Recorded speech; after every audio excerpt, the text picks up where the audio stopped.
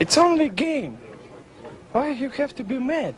What is up, heroes of Dominion? My name is Charlie. This is Hero War Central, and in this video I want to talk a little bit about war flags and patterns, specifically because we have our first ever event that focuses on those things as a reward, kind of, I guess. There are some rewards for those in the event, but real quick, I just kind of want to run through it. The golden thread is what everybody really needs in order to level up your patterns, in order to combine and build your higher tier patterns. We'll talk about that in just a few minutes, but you don't really get much for doing any of the tasks. You can get, if you buy stuff, you get emeralds, so you buy stuff, you get emeralds. The grand prize at the bottom of each of the task trees is a chunk of golden thread, so that's nice, but you have to spend, a lot of money to get to 7,500 VIP. Spending energy, you get soul crystals to open for hero soul stones, which is curious, but spending energy is good. Specifically on the first day, spending energy is good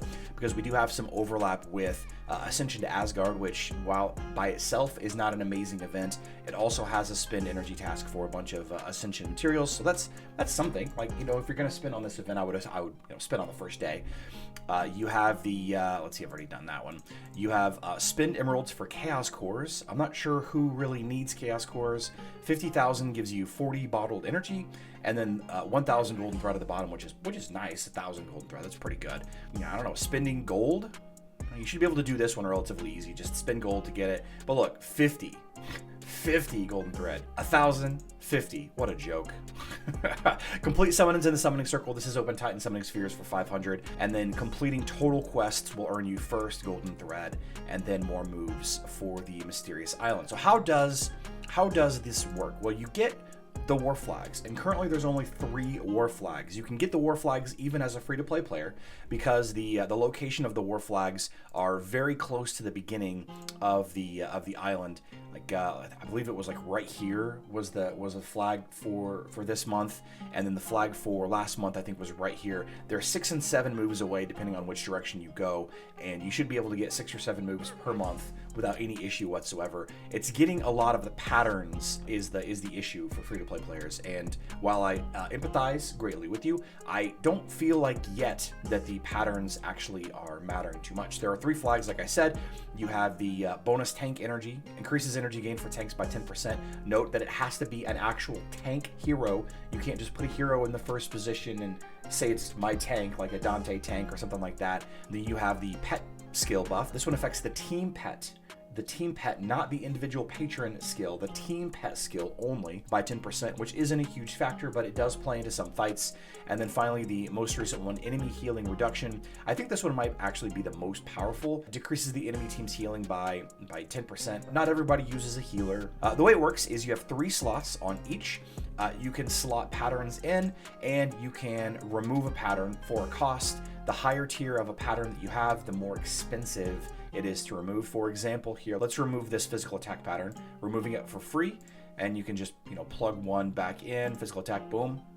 There you go. See that? You can just remove it. Tier 1 pattern, you can just keep removing it. And you can increase the effectiveness of your patterns by combining them. Same situation here. Let's do 2 of the tier 1, that is the gray 1% physical attack patterns. You can see that it becomes a 2% green pattern. It requires 150 thread to do so. I can't do it because I don't have 150 thread, right? You can see where kind of how the gameplay loop plays into this. Now, there are 2 ways to get more golden thread. There are special events, which is like the event that we have now, Weaving Patterns event, and you also have the ability to break down the pattern itself to get more of the golden thread. And you do that actually by going to your inventory. There's a patterns tab right here. You just click on the one that you want to break down. If you unravel it, you're going to get 150 of the golden thread. So we're going to go ahead and do that just for the sake of testing. We're just going to do 1 unravel. Yep, and there you go. So now we have 200 of golden thread. We go back into the patterns. Let's see, here we go. Pattern. We're going to combine those 2 physical attack ones together. Like I said, you can see that it requires 150. Upgrade it tier 1 to tier 2, 2%. It's additive all the way across. We're going to add in that physical attack. You can see that I have the green tier here and the 9 of the lower tier. Now, if I wanted to remove this pattern, if I slot this pattern into this flag and I want to remove it later, it's going to cost me 5,000 gold. It does go up and up and up. The higher tier pattern you have, the more expensive it is to remove a pattern. But it is nice that it's, you know, just spending a small amount of resources or whatever it is to remove the pattern. You don't have to farm up new patterns if you want to, you know, reset how you're doing your layout. We're going to go ahead and slot that in there. That's fine. Happy to do so. And it is worth mentioning, kind of before we move on, that you need 2 of the same tier of pattern in order to rank up. So you need 2 rank 1s or 2 rank 2s or 2 rank 3s and so on and so on and so on until you have 2 rank 6s. You need 2 rank 6 patterns in order to get the highest tier of rank 7. I do think for the average player that the tank energy gain is the best overall flag, though they all 3 have their uses, although I think the pet buff is going to be the weakest of the 3. 10% increase isn't a huge impact on gameplay, though it does help with some randomness and all of that, so I could see it. And this enemy healing reduction is only going to work against teams with like double healers, or, you know, in certain Clash of Worlds matchups, which is not unheard of. You know, you might need this one, but I think this one, the War Flag of Fervor, is going to be the average player's best use, which is, you know, kind of the one that I've been kind of throwing on all the fights. And like I said, I'll be honest, I've done some max testing. You can definitely add in a maxed tier of each of the patterns. Right, here's the 7 tier. So accuracy pattern is minus 22%, decreases the enemy team's chance to dodge by 22%.